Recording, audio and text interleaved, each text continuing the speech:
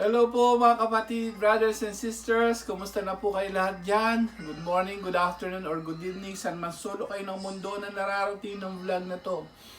Welcome po sa ating God's Healing Mission. Once again, bago po tayo mag-umpisa, para sa ating pabuwan na panalangin, sa ngalan ng Ama, ng Anak, ng Espiritu Santo. Amen. Si Yahweh ang kipastol, hindi ako magkukulang. Ako'y pinahihimlay sa mainam na pastulan at tinakay niya ako sa tahimik na batisan. Binibigyan niya ako ng bagong kalakasan at sang-ayon sa pangako na kanyang binitiwan. Sa matuwid na landasin doon ako inaakay. Kahit na ang daang iyo'y tumatahak sa karimlan, hindi ako matatakot pagkat ika'y kaagapay. Ang tungkod mo at pamalo ang gabay ko at sanggalang. Sa harapan na lingkod mo, ikaw may handang dulang. Ito yung ginagawang nakikita ng kaaway. Nalulugod ka sa akin na ulo ko ay langisan, pati na ang saro ko ay iyong pinaapaw.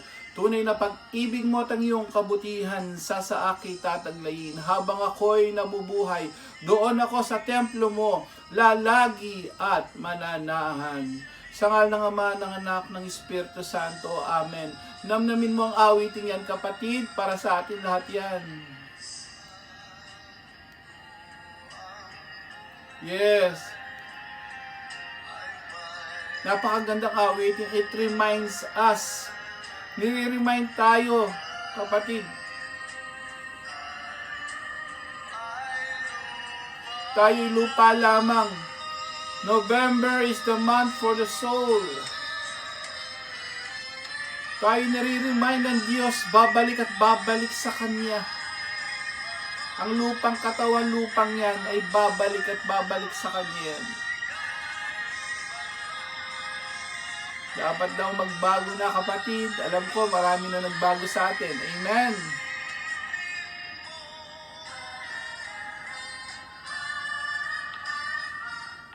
Yes, palakpakan po natin si Lord. Yan, hi. Yan, bakit ko po ginagamit ang mga yan ngayon?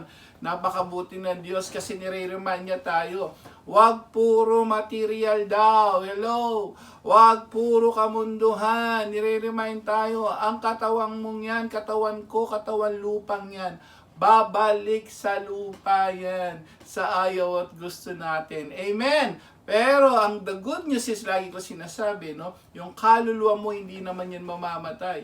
Kung matuwid ka, matapat ka, nagsisi, nagpakabanal, nagmahal, naglingkod sa Diyos, sa kapwa at sa buong pamilya, ikaw naman ay mabubuhay kasama ang ating Panginoong Jesus. Amen! Palakpakan po natin si Lord. Ayan.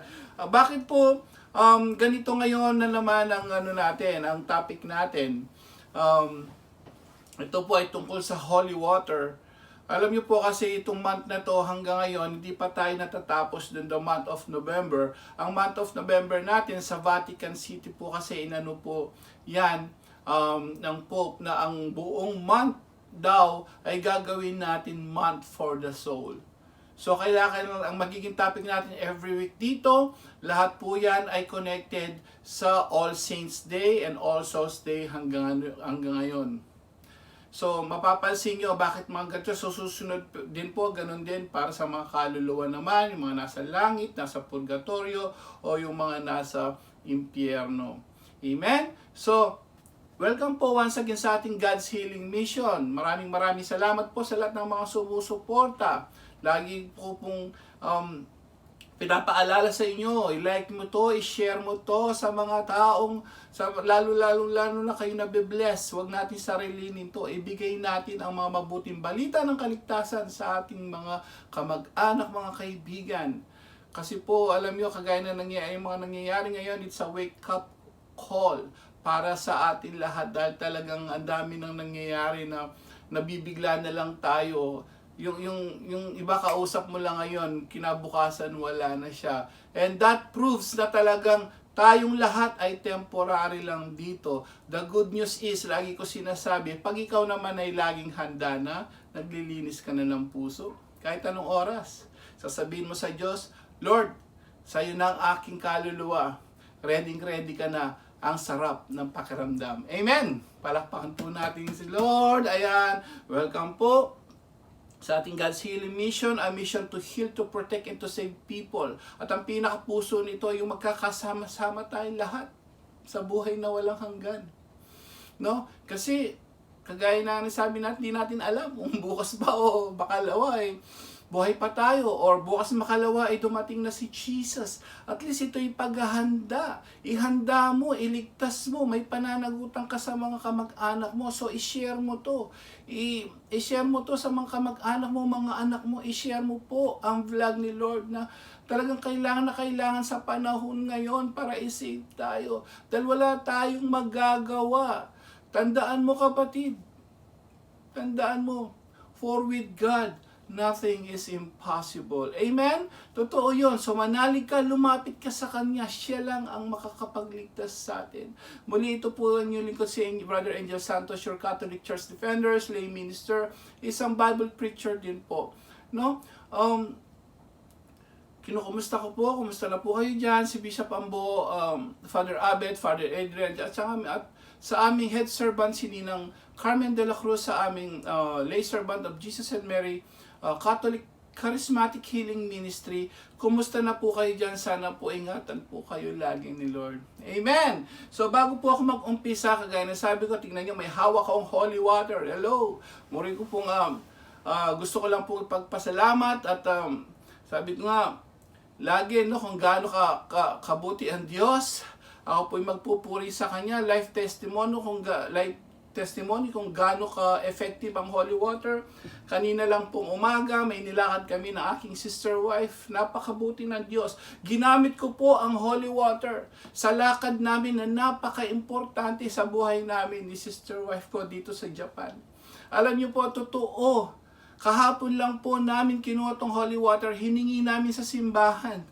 Mismo dito sa Japan. Alam mo po, kahapon ginamit namin, nagpa-bless kami kay Father para sa lakad namin kaninang hapon. Tapos, bago kami umalis mismo, sabi nga ng mga exorcist, sabi nila, gamitin mo yan. I-bless mo yung tatay, mga tatay, pwede po kayo mag-bless sa mga asawa nyo, sa mga anak nyo. Kung gusto niyo silang pagpalain. So, ang nangyari po kanina, bago po kami umalis kanina ni sister wife, talagang, alam niyo, napakabuti ng Diyos. Magugulat ka, yung hindi namin inaasahan na naman, kagaya ng dati. Dahil sa pananalig, inuuna namin ang Diyos. Seek ye first the kingdom of God. Lagi kaming muna nagmimisa, lagi muna nagsisimba, inuuna namin si Lord, plus yung holy water niya. Ito yung tinatawag na sacramentals. Alam niyo po, napakaganda na nangyari. Lahat ng mga lakad namin kanina ay successful at lahat po ay galing sa Diyos yan. Salamat sa Diyos. Palakpakan po natin si Lord. Yan. Ready na po ba kayo? Totoo po ang holy water. Kaya lang, kagaya na sabi natin, paano yung tayo lang kasalukuyan ang mga Katolikong gumagamit ng holy water? Ayan. Ano ba yung topic natin ngayon? Ang topic natin ngayon, topic number 41. Pagwiwisik ng holy water, nasa Biblia pala. Hello! Madalas, ayan, or kung sakali man matanong ka, brothers and sisters, paano kung tanong ka ng ibang sekta, di ba, yan na lagi ko sinasabi, ibang sekta, mga anti-Catholic, ano ba daw ang holy water? May isang mangangaral, pinagtatawanan ang holy water. Wala naman daw sa Biblia yan, bakit tayo gumagamit? Kung totoo yan, sabi niya, doon sa mga puntod, sa mga patay. Kung totoo yan, sabi ng isang mangangaral, di kumuha na lang kayo ng water ng bumbero at saka binuhusan nyo na lang ang sementeryo. Sabi ba naman ng isang mangangaral? Pinagtatawanan po ang banal na tubig. Hindi daw totoo to. Wala daw sa Biblia. Wala daw po sa Biblia to. Baka kulang pa sila sa pag-aaral. Hello! Patutunayan natin ngayon. Nasa Biblia ba talaga ang pagwiwisik ng holy water? Handa na po ba kayo? Ayan, kayo po lahat ng mga nandito at please i-share nyo to sa mga kamag-anak nyo ibang sekta. Patutunayan natin uli ito ng banal na tubig, holy water ay totoo at ginamit noon at nasa Biblia. Amen! Ready na po ba kayo? Ayan, una, ano ba yung concept of holy water? Napaka-interesting, di po ba? Yung pagwiwisik, di ba napapansin nyo? Bakit winiwisikan ang mga bahay, sementeryo, mga tao, mga patay, mga buhay? Holy water tayo ng holy water. Nasa Biblia ba talaga yan? Amen ba? Ngayon, umpisan po muna natin. Ano ba yung holy water? Ako rin po noon nag-iisip ako. Nung hindi ko pa pinag-aaralan ng mga Catholic teachings at theologies at catechism, nung hindi pa ako nag-aaral ng mga ito, hindi ko alam kung ano ba itong ordinaryong tubig lang ba to? Ano ba to? Sino ba nagbasbas? Tubig lang ba o mayroon pang iba? Ito po, una, ano ba yung holy water? Holy water, ito po, kompleto po tayo Libro po to ng mga mismo ni Reverend Henry Taylor. Ito po ay isang pare na sinulat niya. Galing po to sa mga theologians, catechism. Ito po ang mga libro na dapat natin din basahin. Ito po yung mga Catholic teachings. Ano ba yung holy water? Holy water, ito po, makinig po kayo Hello? Handa na po ba kayo? Makinig na po ang lahat. Ano ba yung holy water? Ang holy water daw ay consists of a mixture of blessed salt and blessed water. The priest as the minister of the church first blesses salt that he afterwards put into the water. Ano ibig sabihin nun? Hindi lang pala siya tubig. Hello? Ang holy water pala ay may kasamang yung salt, asin. Rock salt po yan hindi po yung iodized. So, yung holy water, may kasama palang asin yan. Hello, ngayon alam nyo na So, ang holy water may kasamang asin. Pero i-bless muna yung rock salt. Pagkatapos, i-bless yung water. At sa kanila pagsasamahin, nagiging holy water. Amen! Ngayon, ito na naman susunod na tanong. Brad, mababasa ba sa Biblia yan? Ito, napakaganda. Mayroon ba exact word for word? At may gumamit bang holy water? At holy water na yun sa Biblia? Amen ba? Kakaiba po, no? Kaya sabi ko dito po sa vlog natin, marami tayong malalaman tungkol sa kaligtasan, tungkol sa tradisyon ng mga Catholic teachings, tungkol sa Bible teachings, history, lahat po. Ito po ay turo ng ating inang simbahan na nakakonek sa Biblia. Mayroon bang word for word dyan, Brad? Na holy water na sinasabi?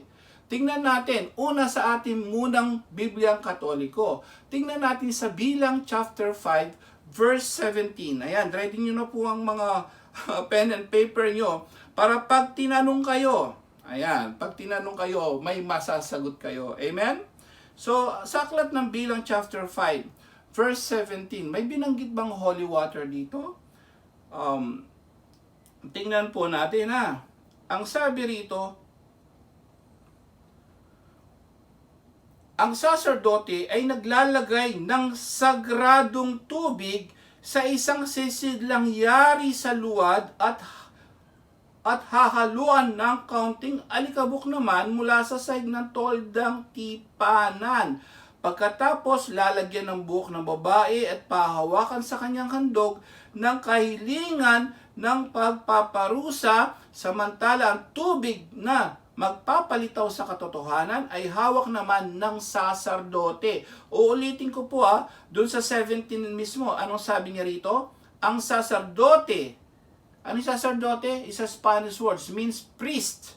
Pari po ang pare ay maglalagay ng sagradong tubig sa isang sisidlang yari sa luwad at haluan ng kaunti daw alikabok mula sa sahig ng toldang tipanan, ang salita ng Diyos. Sagradong tubig mayroon. Ngayon titingnan naman natin, mayroon ba dyan naman, sagradong tubig? Meron ba yun mismo naman sa Biblia ng mga Protestante? Tingnan natin, meron pa bang nakasulat sa Biblia ng Protestante, sa King James Version? Biblia po nila ito ibang sekta, makinig po kayo, ibigay nyo ito sa ibang sekta. Mga anti-Catholics, please, i-share nyo to at sabihin nyo sa kanila kung saan makikita mismo. Holy water ba may nakalagay? King James Version. Biblia nyo po ito tingnan natin. May nakalagay ba exact word for word na word for word na holy water? So, titignan po natin dito. Hello. Anong sabi rito? Ang okay, he will pour holy water. Ano sabi rito? Hold on po tingnan po natin uli. Numbers chapter 5 verse 17. English po ng bilang, anong bilang? Numbers. So, King James Version chapter 5 verse 17. Ano sabi? Malinaw. Tingnan po natin, Biblia nyo po ito ha. Hello. Sabi rito, and the priest shall pour some holy water into a clay bowl and take some of the earth that is on the floor of the tent of the Lord's presence. The priest put it in the water to make it better. Ang salita ng Diyos. Salamat sa Diyos. May holy water? Wala. Mayroon po, i-check nyo sa internet nyo, King James Version, Numbers chapter 5, verse 17. Word for word, may holy water, kapatid. Amen? Malinaw po ba yon? May holy water. Sabi ng mga ibang sekta, wala, mayroon. Ngayon, ang tingnan natin, paano ba nagiging holy yung water? Biblical naman. Mayroon bang exact word for word na binless ni Father God? Tingnan natin sa ikalawang hari, chapter 2, verse, tingnan natin 19 to 20. Ano ba nakalagay doon? Ayan ha, dito. Dito mismo, kausap ni God, ni Eliseo si Father God. Siya mismo ang nag-bless sa tubig para maging sagrado. Basahin natin uli ha. Ikalawang hari, chapter 2, verse 19 to 20. Ano sabi rito? Sinabi sa mga tagaroon kay Eliseo, tulad po ng iyong nakikita, maganda ang lugar na ito, lamang ay marumi ang tubig at hindi mataba ang lupa. Ayan, marumi daw po ang tubig. Anong nangyari? Sinabi niya, bigyan ninyo ako, sabi po ni Yahweh ha, bigyan ninyo ako ng isang bagong mangkok, lagyan ninyo ng kaunting asin. Word for word, lagyan mo ng asin, gayon nga ang ginawa nila. Dala ang mangkok, nagpunta si Eliseo sa bukal ng tubig at ibinuhos ang asin. Ito ang sabi ni Yahweh. Pakinggan nyo, lilinis ang tubig na ito at hindi na pagmumulan ng sakit o kamatayan. Sabi niya, ang salita ng Diyos. Salamat sa Diyos. Ayun pala. So una, may holy water. Nag-gets nyo po? Nung holy water na yan, sino magbe-bless? Si God. Binless niya yung tubig. Ngayon, saan naman ginagamit ngayon yun? Ayan, tingnan natin ha. Puro Old Testament po ito ha. Saan naman ginagamit? Tingnan natin. Doon pa rin po sa ikalawang hari, okay? Chapter 19 naman, tingnan natin verse 11 to 13. Titingnan natin yung sa hari, verse 11, okay, chapter 19. Tingnan natin.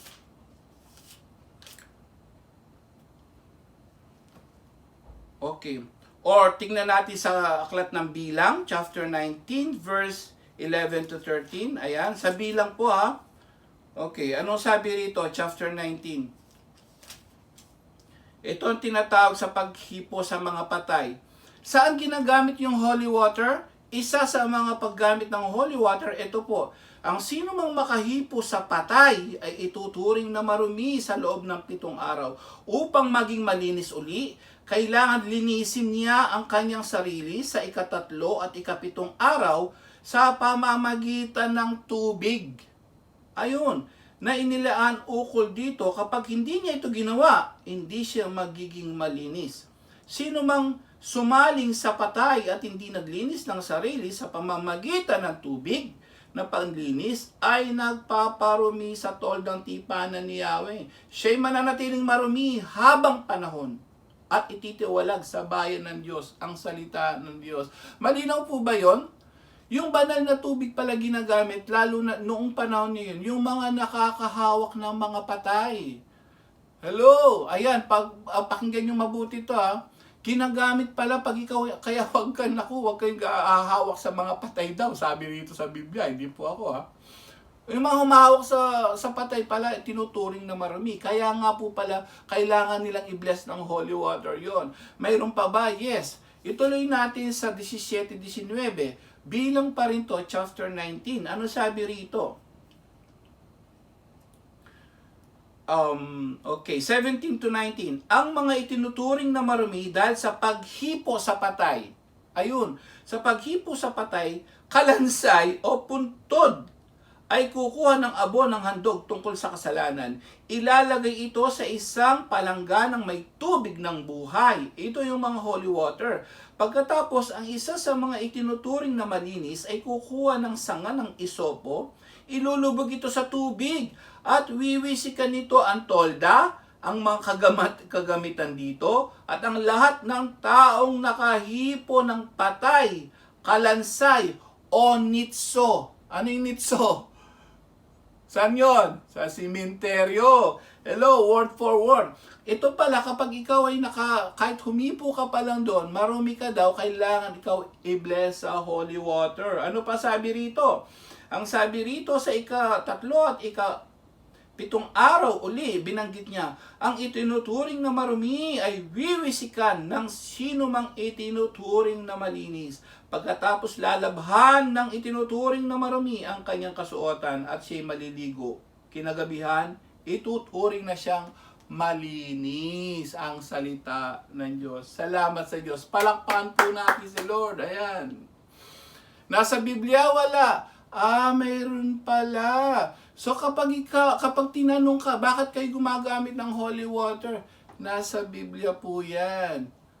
Tingnan nyo, i-check nyo yung mga verse sa Bible, mga chapter, biblical po yan. Ngayon, maari may tatanong ka ng ibang sekta, brother, o baka tanungin ka ng ibang sekta mo, anti-Catholics, Old Testament yan. Ba't mo ginagamit sa New Testament at sa panahon na ito? Hello? Baka tanungin ka, o nga no, bakit nga natin ginagamit ngayon? Tingnan natin, nung panahon ba ni Jesus, ano ba tawag dito? Ito ay mga tinatawag na sacred tradition, banal na tradition na inuutos ng Diyos. Bakit ba sa New Testament wala ito? Wala ba ito? Okay, tingnan natin kung wala sa New Testament ha. Tingnan natin po sa aklat ng Mateo. Ayan ha, ang tawag dito, sense of the scriptures. Alalahanin nyo, si Jesus po, noon pa man may mga templo, may altar. Si Jesus, pumunta po pa sa templo? Hindi. Pumunta. Kaya ang sabi ni Jesus, lahat ba ng mga utos ng Old Testament, ng ni Moises, lahat ba yon pinalitan? Tingnan natin. Ang sabi ni Jesus sa Mateo 5:17-18, malinaw. Jesus po nagsabi, New Testament na tayo ha. Ano sabi rito? Ang turo tungkol sa kautusan. So malayong-malayo na po yung pangyayari yung binanggit kong holy water.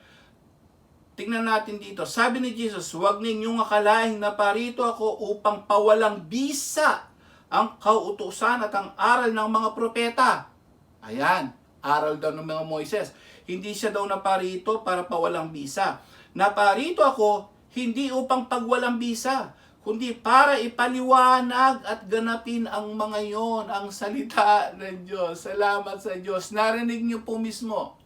Si Jesus, hindi naman niya kailangan ulit-ulitin yon, yung mga sagradong utos ng Diyos. Amen?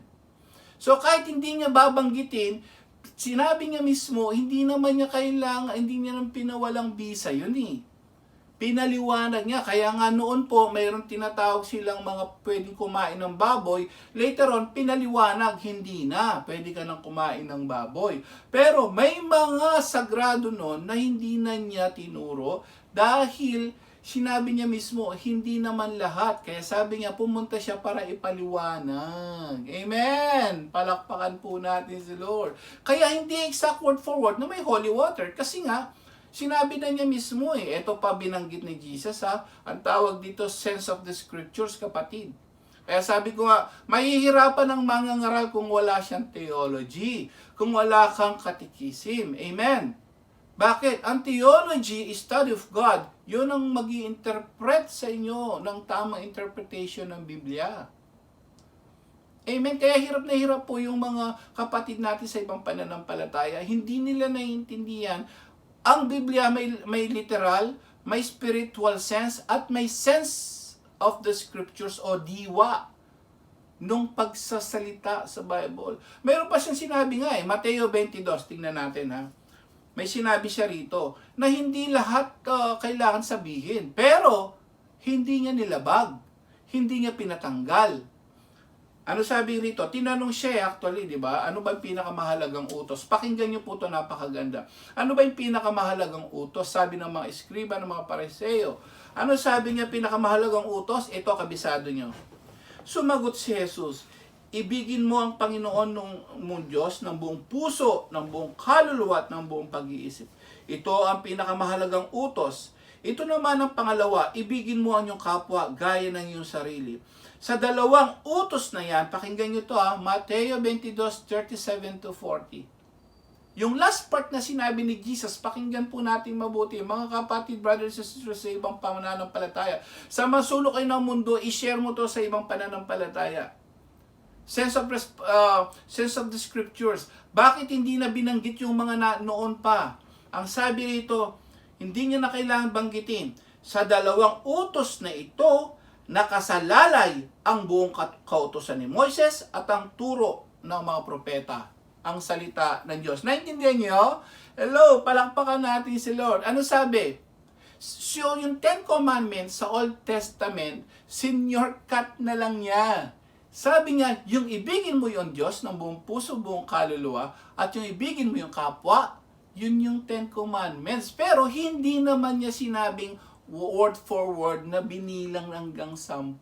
Amen. Kaya sabi niya, yun daw, sa dalawang utos na to, nakasalalay ang buong kautusan ni Moises. So sinabi ni Jesus yun. Yung mga utos noon, hawak nila yung mga libro ni Moises. Yan yun, sabi niya. Ano ba ang utos ng Diyos? Ibigin mo siya. Ano ba ang mga utos niya? Kasama yung mga sacramentals. Yun yung tinatawag na holy water. Pwede kang gumamit. Amen! Palakpakan po natin si Lord. Amen ba? So, wala kang maririnig sa New Testament. Pakinggan niyo po ito hindi na kailangan ulit-ulitin ni Jesus yon. Amen ba? Kasi nga hindi ka kasya, ba't kailangan niyong ulitin? Nasa libro na nga ng Old Testament. Mayroon siyang binago, pero mayroon siyang in-stay. Mayroon siyang hindi binago, kapatid. Katulad nga yung pag-offer, paghahandog. Si Jesus ba naghandog din kasama si Mama Mary at saka si San Jose? Yes, naghandog sila, di ba? Sinabi ba ni Jesus yun? O tama na yan? No. Nung mali siya, naghandog din siya. And at the same time, bandang huli, yung mga templo-templo hanggang sa umakyat sa langit, pinapupunta niya nga yung mga ketongin nun sa templo Bakit? Yung templong yun, pinagawa ng Diyos Ama. Hindi niya pinalitan yung kapatid. So, yung mga sacred tradition na yon, pwede pa po hanggang ngayon. Amen. May word for word ba na sinabi yan? Ayan Ito yung tinatawag na sacred tradition. Para mas malinaw po na pwede bang gamitin to, tingnan natin. Mismong Biblia nyo, yung tradition. Holy water, kandila, kung ano man pinagawa ng Diyos Ama sa Old Testament. May binanggit ba si San Pablo? Wala na po si Jesus, si San Pablo naman. May binanggit ba siya na yung mga tradition kailangan pa rin natin hanggang ngayon? Ayan, napakaganda nito. Tingnan natin Ang gagamitin naman natin, mismong Biblia nyo, yung mga protestante, ibang sekta, anti-Catholics, check nyo, King James Version po. May binanggit ba si San Pablo? Yung mga tradition kailangan yung i-keep? Kailangan yung gawin pa rin? Basa. King James Version, 2 Thessalonians chapter 2 verse 15. Biblia po ninyo mismo mga tradition yan, mga kandila, holy water. Sabi mismo ni San Pablo wala na si Jesus. Sabi niya, therefore, brethren, stand fast and hold the tradition. Hello! Hold the traditions which ye have been taught, whether by word or our epistles, the word of the Lord. Thanks be to God. Palakpakan po natin si Lord. Si San Pablo mismo nagsabi, gawin nyo yan, yung mga tradition na yan. Wag na wag yung kalilimutan Gawin nyo pa rin ang mga sagradong tradition. Amen. Meron siyang iniba? Yes. Yung tuli noon, si Batang Jesus tinuli. Yes, iniba na ngayon yon. Ano yon? Ngayon, ang ginawa naman, bautismo. Amen. So, meron ba siyang hindi binago? Yes. Yung mga kandila niyan, hanggang ngayon po. Kaya ginagamit natin. Hindi na niya kailangan sabihin, magwisik-wisik ka dyan ni na San Pablo, ni Jesus, mga apostol. Bakit hindi ba nanggit sa New Testament? Abay, kapatid, brothers and sisters, hindi niya kailangan ulit-ulitin yun. Ang dami nun. Ang haba ng book of yung Old Testament natin. So, binanggit na lang, sabi ni Jesus, sabi ni San Pablo, hold on the tradition. Gawin nyo to. Kaya palang hanggang ngayon po, pansinin nyo, yung mga pare, yung mga bihis nilang mga haba, insenso, kandila, holy water, hanggang ngayon ginagawa. Sino pong gumagawa lang nun? Katoliko. Amen? Palakpakan natin si Lord. May utos pa ba? Ngayon may isang tanong, baka sabihin nyo naman, effective ba yan? Totoo ba yan? Bakit noon, ayan, kalansa, mga mga nakahawak ng patay, sila lang nililinis. Bakit, baka sabihin nyo, bakit kayo nagwiwisik sa puntod? Ayan, papasok tayo sa November 1. Bakit daw tayo nagwiwisik sa patay, sa mga buhay? Mayroon pa, nagpapabless ka kung may birthday mo o bahay mo. May sinabi ba sa Old Testament, sa New Testament? Sense of the scriptures na naman. May karapatan bang simbahan na gawin ng mga yan? Yes. Wala man sa Biblia, may karapatan. Sense of the scriptures. Mateo 18:18. Patutunayan ko na pwedeng gawin ng simbahan yan. Ano sabi ni Jesus una sa Mateo 16? I will build my church. Okay, pansinin ito. Baka hindi maintindihan ng mga ibang sekta. Ibang sekta, please listen to this. Ang hindi nyo po naiintindihan, yung mga lahat-lahat dapat nandun mismo word for word. Walang ganun sa diwa ang Biblia. Mayroon ng sense of the scriptures. Pag sinabing salot, kasama ba ang COVID-19? Hindi. Kasama. Amen. Pag sinabing kasalanan, kasalanan po ba ang magsyabu? Kasalanan. Pero walang syabu sa Biblia. Tama, hindi. Ang salot, sabi niya, bago siya dumating, magkakaroon ng tagutom, magkakaroon ng salot. Tanong, COVID-19 ngayon, baha, nagutom ang tao. Nasa Biblia ba yon? Wala. Pero yung sense niya, may connection sa Biblia. Amen! So ngayon, bakit naman kailangan gawin naman ng mga pari ito? Magbasbas na sa mga puntod, mga patay, mga bata. Bakit kailangan gawin? Wala naman sa Biblia yun. Tama, wala sa Biblia. Pero may connection sa Biblia. Saan? Mateo 18:18. Ha? Ayan, theology na to. Malalim, pero madaling maintindihan. Basa, bakit may kandila pa rin hanggang ngayon? Bakit holy water at ginagamit kung saan-saan ng ilang simbahan ng mga pare, apostol at mga pari ngayon? Basa, nung umakyat si Jesus, binigyan niya ng kapangyarihan sino? Mga apostol, Mateo 18:18. Tingnan po natin, ha? Yan, word for word. Makakala nyo, wala po sa Biblia lahat yan. May connection, sense of the scriptures. Ano sabi niya rito? Kinausap niya yung mga apostol. Sabi niya, sinasabi ko sa inyo, makinig po kayo, please. Sinasabi ko sa inyo, anumang ipagbabawal ninyo sa lupa, ay ipagbabawal sa langit. At anumang ipahihintulot niyo sa lupa, ay ipahihintulot sa langit. Ang salita ng Diyos. So, pwede pala, kaya pala ang simbahan, mga apostol, ang mga apostol, ayan na, na sila ng mga bishop, mga pare, yan ang mga kapalit ng mga apostol.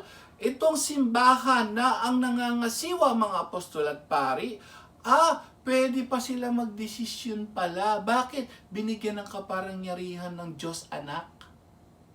Amen?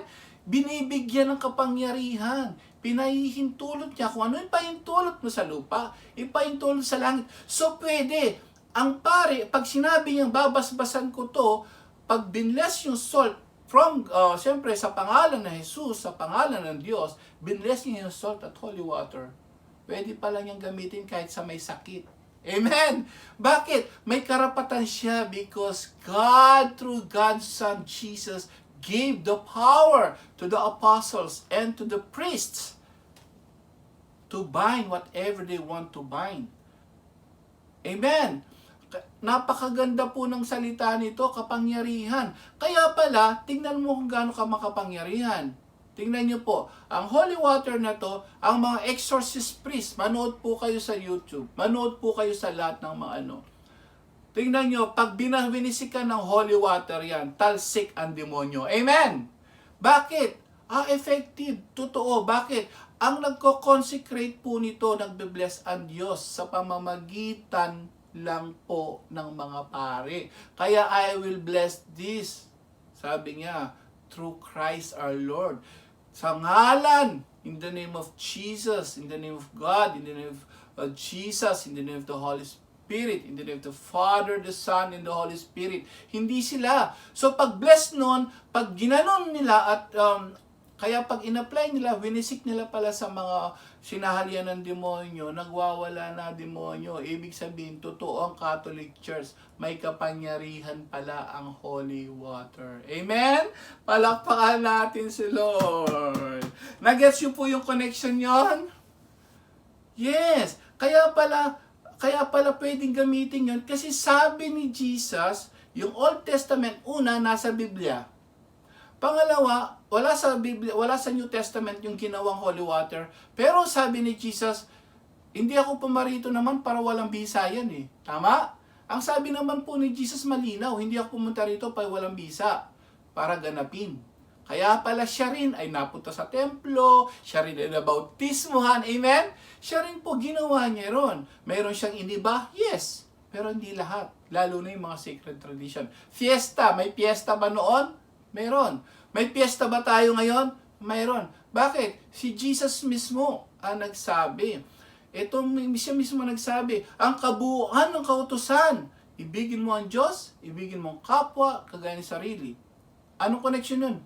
Old Testament po yun. Shortcut na lang, sinamari na lang. Hindi na kailangan iisa-isahin. Ang kailangan mo, theology, para maintindihan mo. Amen! Palakpakan po natin si Lord. Ayan.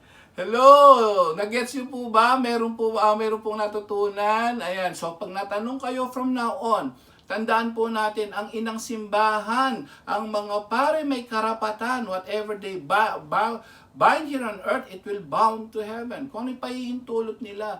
Kaya pag sila gumawa, kandila, mga misa, altar, insenso, holy water, tandaan mo, ang simbahan may kapangyarihan dahil yan ay tatag ng Diyos na buhay. Amen? Palakpakan po natin si Lord. Ayan, pumunta na po tayo sa healing prayer. Tandaan nyo kapatid, may pag-asa. So, pumunta po kayo sa simbahan, humingi po kayo ng holy water. Very effective and it's true. Ang Diyos gumagamit ng instrumento. Lahat yan, tao man yan, sacramental man yan, kayang gawin ng Diyos dahil walang imposible sa Kanya. Amen? Ngayon po, dumako po tayo sa healing prayer. Kagaya ng sabi ko, ang Diyos gumagamit ng instrumento. Pwedeng gamitin ng instrumentong cellphone mo. Pwede akong gamitin ng instrumento kung gusto mong gumaling sa iyong karamdaman. May kahilingan ka man, may problema ka man, ngayong oras na to kapatid, hilingin mo sa Kanya. Maniwala ka, kagaya ng nangyari sa amin ng sister wife ko kaninang umaga. May blessings na malaki na hindi namin inaasahan. Totoong may Diyos, walang imposible sa Kanya. Ngunit ngayong oras na to, kailangan mo muna natin maglinis.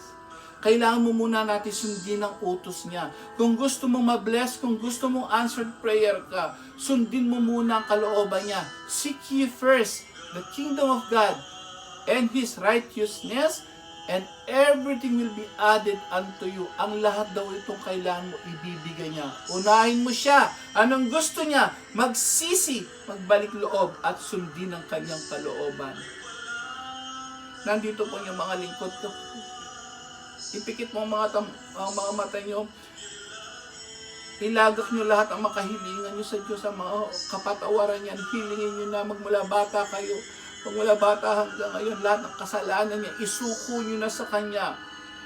Alam nyo po, hindi lang po yung pagpapala rito sa lupa. Lalong-lalo na pagpapala ng kaligtasan ng ating kaluluwa. Kaligtasan ng ating buong pamilya. Gusto natin makarating sa langit, magsisi, magbalik loob. Pagpapalaan niya po tayo. Nandito po yung mga lingkod ko. Lord God, Nagsisisi po kami sa lahat ng aming mga kasalanan. Patawarin niyo po sila. Patawarin kami lahat ang mga nandito. Linisin po ang aming puso at kaluluwa. Nagsisisi na po kami sa aming mga kasalanan, Ama. Alam po namin, Lord, ayan na yung mga sinasabi mong sign of end times. Salot, gutom.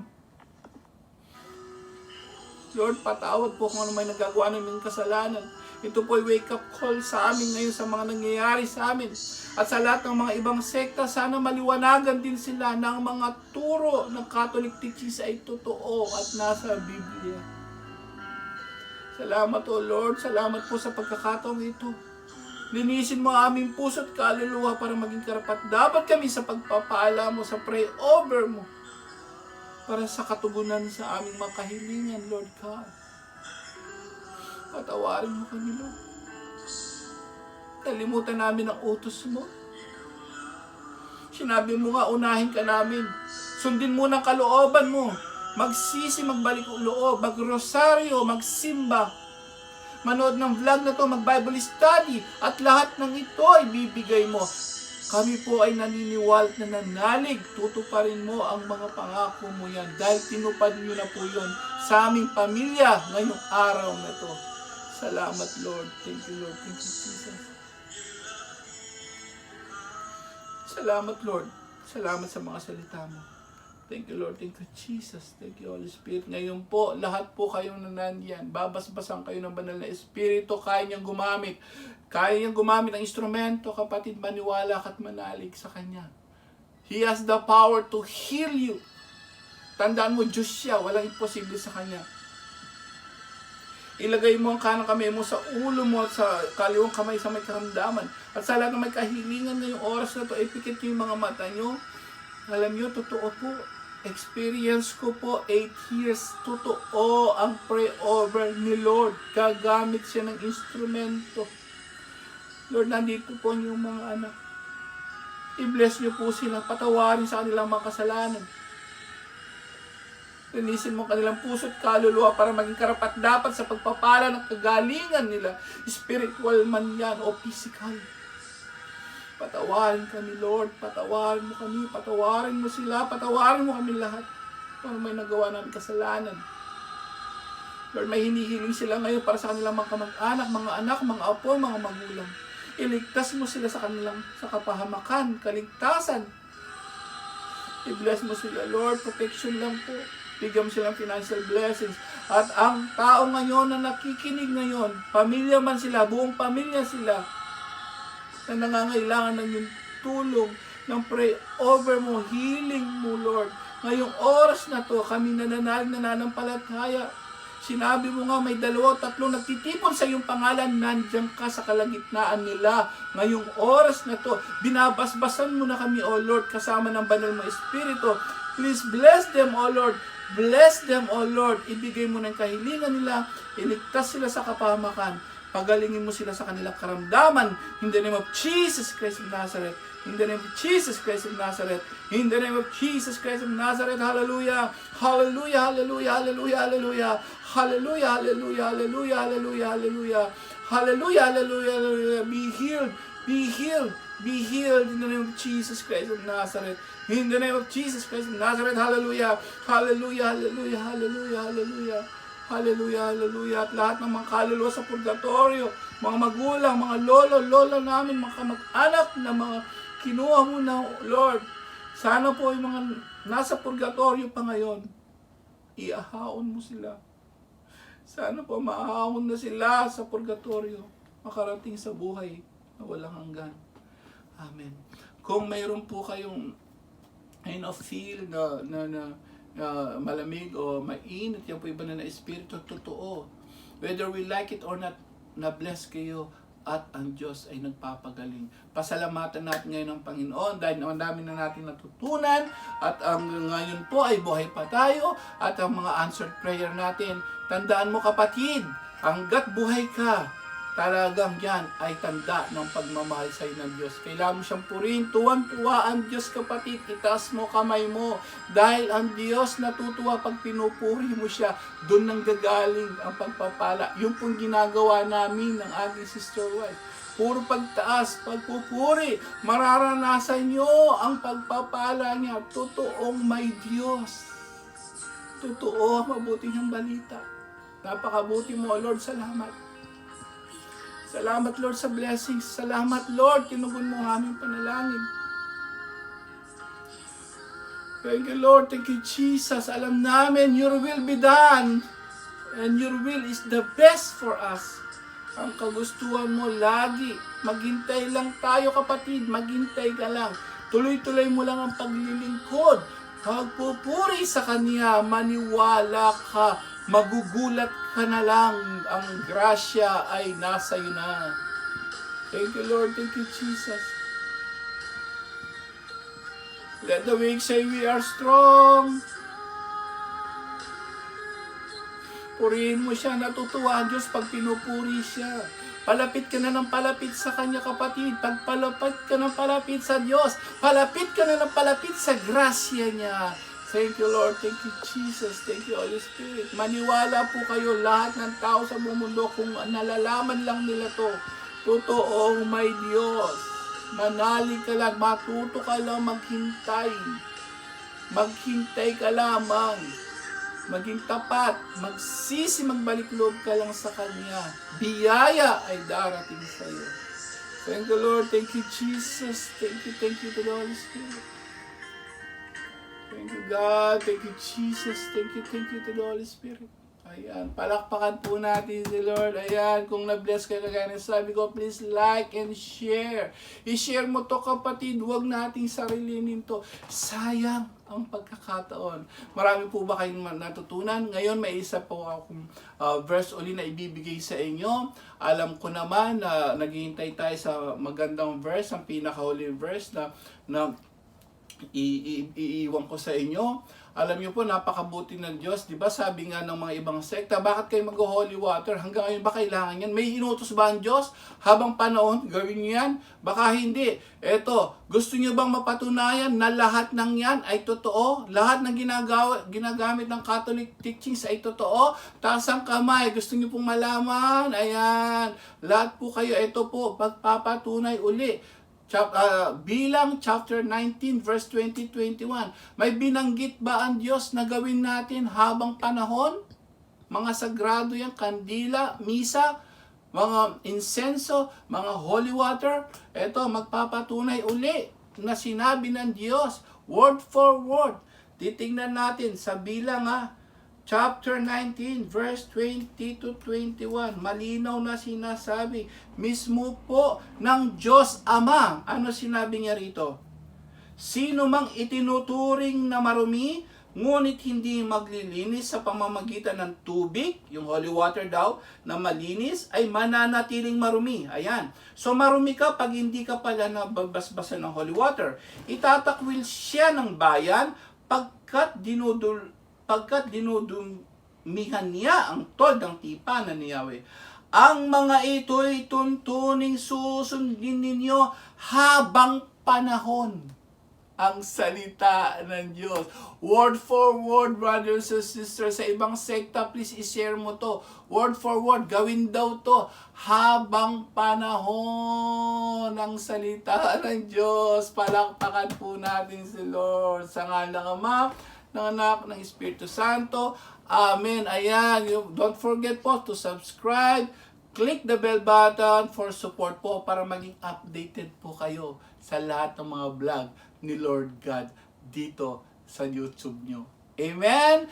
Yan po. Yan lang po. At sana po God bless us all and see you on our next vlog. Bye po. God bless.